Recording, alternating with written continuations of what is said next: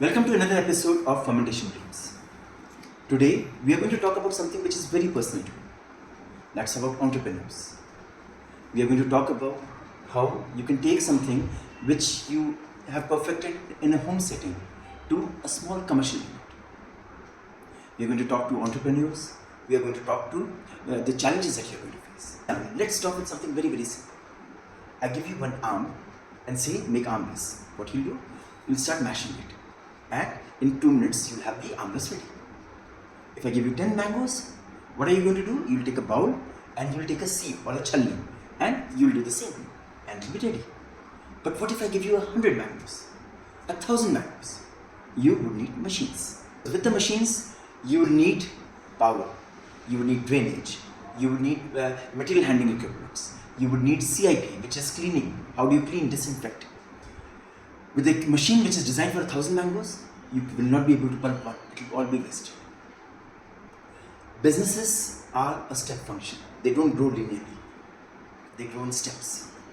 Which means that you need to design a production facility which caters to your current needs, your anticipated growth, and it should be ready so that in future, when you scale up, this setup supports you.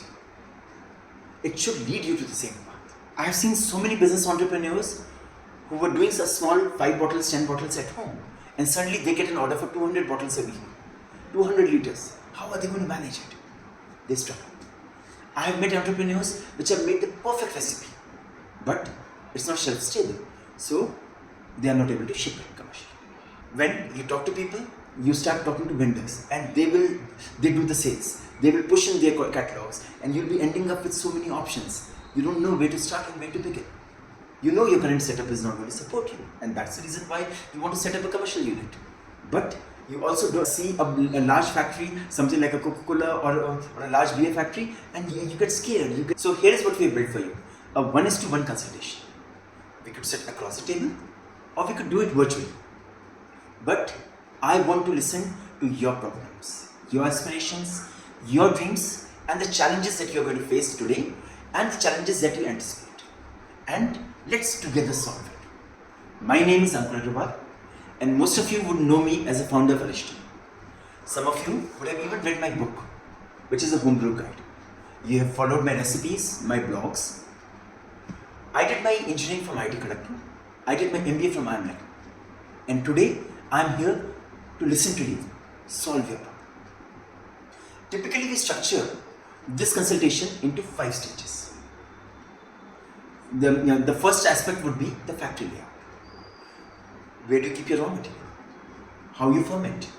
How you take it from the fermentation to the filtration and to the bottling? How do you carbonate them? How do you package it right?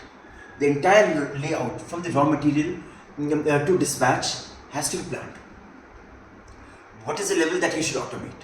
What are the things that you should keep manual? How do you anticipate scaling? Those are the questions we'll answer. The second aspect that we are going to talk about is going to be shelf life management. Some people want to use preservatives. Some will pasteurize.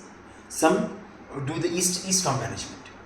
Some need to follow as per the regulatory requirement that alcohol, specifically in kombucha and non-alcoholic beverages, should not exceed 0.5%.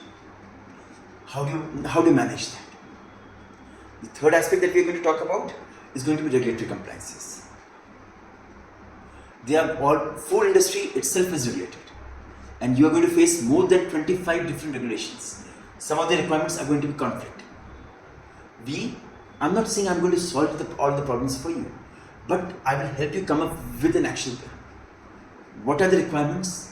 What is it that you need to be aware of? How do you address that? And we will solve it together. We'll come up with an action plan. We'll break it down into steps. We'll make sure that you are compliant even before the notices are served.